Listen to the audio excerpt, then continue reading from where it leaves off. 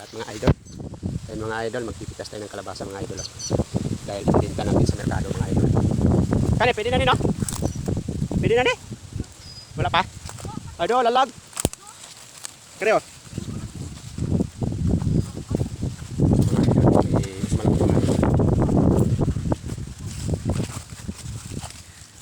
Kani, pwede na ni? Pwede na? Linghot pa man eh. Ikuan pa man. Green pa. Green pa man. So dito. Tingnan natin dito mga idol. Hindi pa masyadong magulang mga idol dahil ang gusto sa ano mga merkado mga idol yung mga tipong nagdidilaw na yung itsura. Yan, parang ganito mga idol. Kaya lang yung ganito dapat. Kaya lang mga idol, sobrang liit. Hindi liit. Yung iba pwede na. Ay ito mga idol.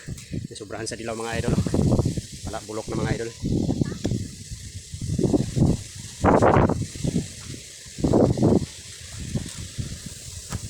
Ang dami na naman nagdidilaw. So, pwede na natin itong ano, mga idol. Dami na nagdidilaw.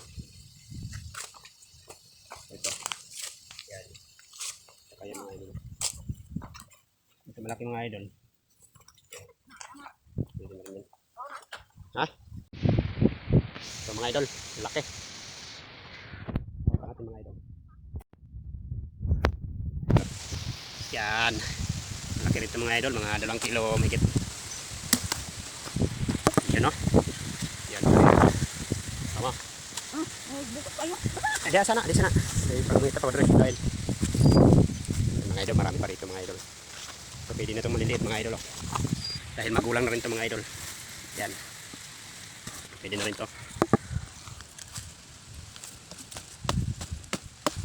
Yan. Alright mga idol. Ayan mga idol. Deliver natin yung ito ngayon sa palengke para maibenta natin. Alright. Salamat sa blessings mga idol.